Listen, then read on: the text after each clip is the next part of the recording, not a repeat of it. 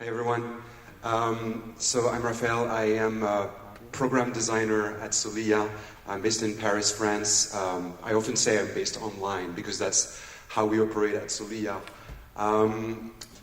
We are an organization operating at the intersection of global education, peace building, and online learning. We are trying to equip the next generation with the skills, attitudes, and commitment to engage with difference constructively and to foster effective relations in a 21st century society and workforce. We are going to celebrate our 20th anniversary this year. So we've been pioneering the field of virtual exchange. Virtual exchange means technology-enabled people-to-people education programs. We all know the context. We've never been so connected through technology, through internet, through social networks. And that gives us a lot of opportunities because we get access to information we didn't have access to before. But there also are threats and pitfalls, like information silos, where we tend to engage with content and people who tend to be like us. And the other pitfall is polarization. When we do engage with people who are different from us, we tend to be very confrontational. So the idea of virtual exchange is that actually it's possible to combine the outreach that technology enables and the depth that pre-existing dialogue methodologies offer. So our dialogue model, there are different principles. We are really trying to emphasize the role of dialogue in virtual exchange. So, for instance, the engagement needs to be sustained. It cannot be one shot. It needs to be in depth and in length. We focus on synchronous exchange. Most of our interactions online nowadays are asynchronous, where we post comments and we get an answer afterwards. We focus on live conversations with small, diverse groups that we put together. The presence of trained facilitators is very, very important. Facilitators who are neutral and multi-partial. I'll come back to that idea of neutrality because there's a lot of misconceptions. We try to create a space that is as safe as possible, knowing that 100% safety is never guaranteed, but a space that is also uncomfortable to some extent. We learn about intercultural differences and at the same time about power dynamics. That's very important. We do that through meta discussions. We don't just learn about the content of the conversation, we also learn about how we engage in this content, how we engage with each other, and how that level of engagement can be useful or destructive. So participants experience shifts in attitudes, empathy, predisposition to hear the other, curiosity, knowledge, of course, on the subject matters, and they learn skills like active listening skills, cross-cultural collaboration skills,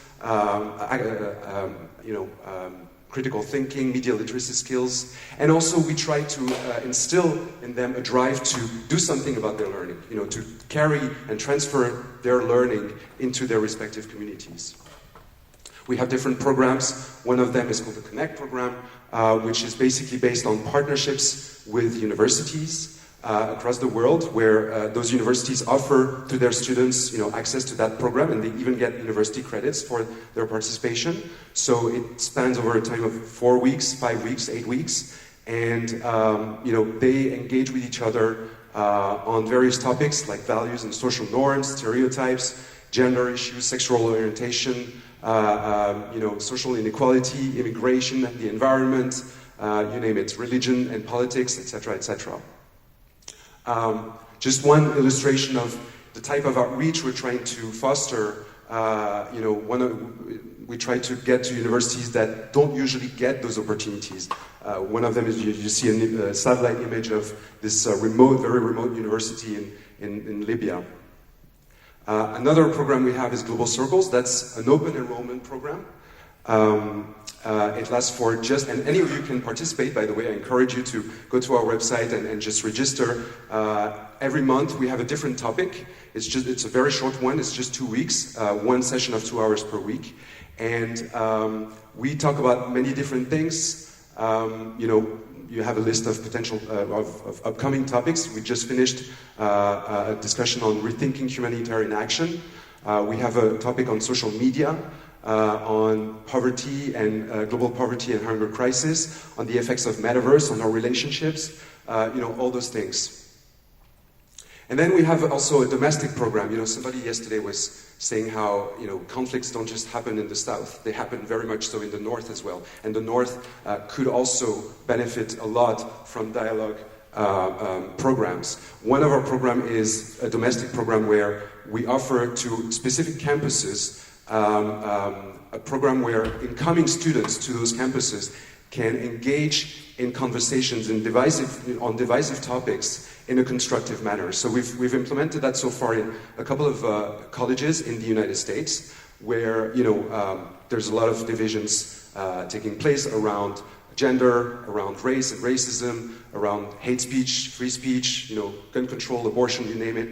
And we basically try to change progressively the culture of engagement and discourse on those campuses, where year after year the incoming students understand that there are ways to engage in those topics in a way that is not destructive. We obviously, when we do that, we engage with marginalized communities, right? So we try to make sure that those communities are seen, but also and included. We, again, trained facilitators are crucial to making that happen. So in addition to our already very advanced facilitation training, we, and by the way, you can all attend that facilitation training if you want to. This is really, it gives a lot of interesting skills to effectively facilitate groups. And so we give workshops on gender identity and sexual orientation and the dynamics that can trigger in dialogue groups, on navigating race in dialogue, on trauma-informed facilitation. And we train facilitators to be multi-partial. So just a parenthesis on that, neutrality doesn't exist, right? Nobody is neutral. We'd say that facilitators should be neutral because they should not participate in the content of the conversation. They should not give their opinions. But they're especially multi-partial, meaning that they are trying to do their best to give the opportunity for everyone in the group to fully express themselves, fully be heard, and also hear each other out. And if there are power dynamics, multi-partiality, if there are signs of oppression or just power imbalances in a group, multi-partiality means that the facilitators need to do something to address that. And the way they address that is by making observations, acknowledging those dynamics, and giving the ownership to the group to address them and to correct them. So far we've reached out to close to 40,000 students worldwide and young people worldwide, and we've trained 7,000 facilitators to carry those conversations. Just a few lessons learned. When we are engaging with diverse populations, we try to engage with their community service organizations. We try, in the US, for instance, we try to engage with historically black colleges and universities. We engage with their, minority services institutions. We also work, globally with other, organizations trying to gather marginalized communities in Iraq and Syria, for instance, with refugee camps. And generally what we're trying to do is, ensuring that people have access to that technology. We try to use as simple a technology as possible. We accompany participants and institutions to make sure that young people can access it. We train, again, diverse groups of facilitators that try to mirror the diversity of the groups. And we try to ensure that they're ready and equipped with the skills to really ensure full inclusiveness and equity in dialogue. We try to give ownership to the process, to the students. Again, we try to name the destructive dynamics that can inevitably take place in dialogue, that reflect the dynamics that are going on in the world. And we try to use a curriculum that supports diversity and emphasizes inclusivity. Again, there are ways that you can get involved in these programs. We have the open enrollment dialogue, global circles. Anybody can join. It's free. We have the facilitation training. It's not completely free, but it's quite cheap, and we offer scholarships. If any of you, are supporting dialogue but feel like you maybe don't have all the skills needed to fully engage in a dialogue or support a group of dialogue, please register. And we also are very happy to partner with any type of organizations to help them carry out their own virtual exchange program. Thank you very much.